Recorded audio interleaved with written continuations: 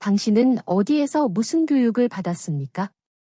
당신은 어느 교회에서 누구에게 성경을 말씀을 들었습니까? 좋은 학교에서 교육받고 좋은 교회에서 신앙생활을 하는 것은 참으로 축복된 일이고 중요한 일입니다.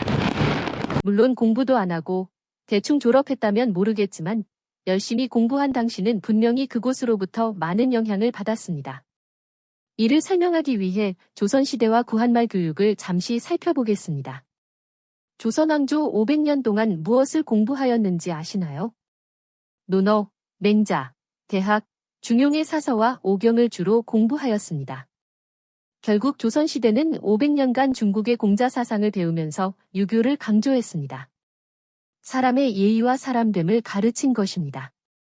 윗 어른을 존경하고 스승을 높이고 임금을 섬겼습니다. 너무나 소중한 가치라고 생각이 듭니다.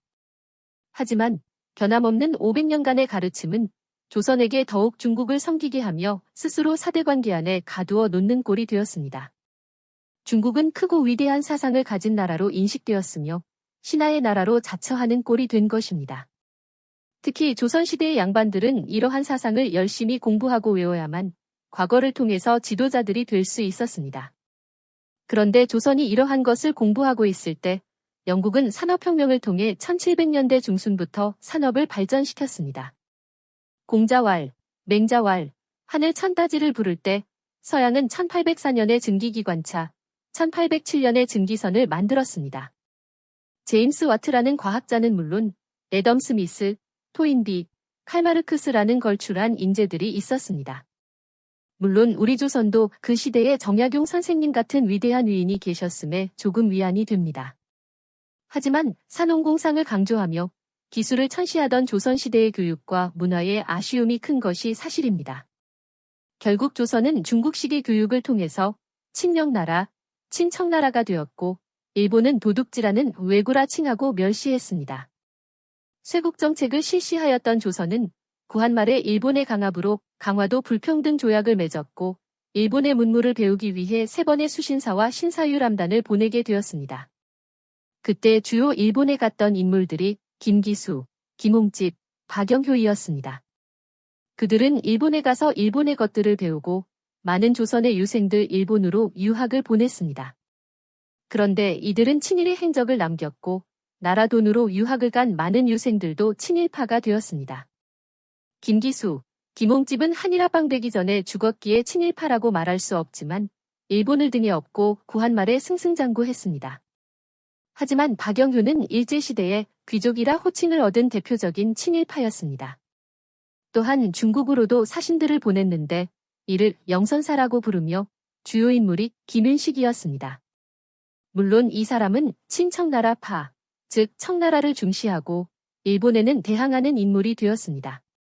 구한말은 서로 자신들이 보고 경험한 것을 가지고 싸웠던 것입니다. 일본 것이 좋아, 아니야, 중국 것이 좋아. 그들은 분명히 자신들의 주장이 조선의 발전에 꼭 필요하다고 목소리 높여 싸웠을 것입니다.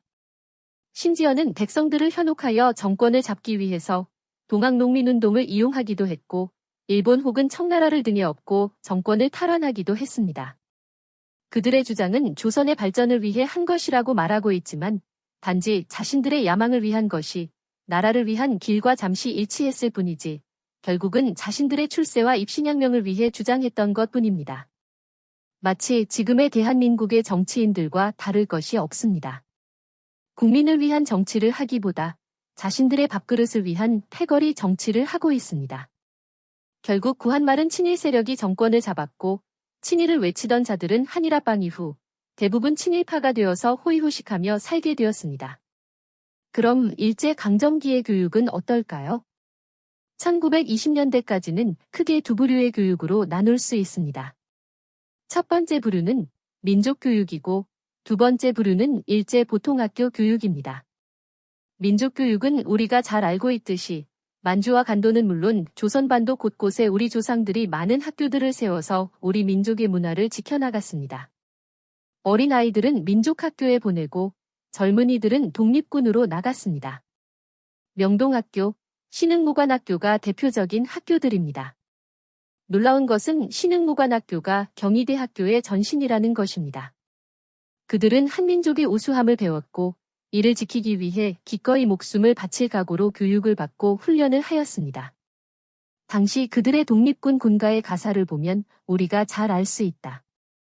나가세 전쟁장으로 독립구나 용감력을 더욱 분발해 3천만 번 죽더라도 나아갑시다.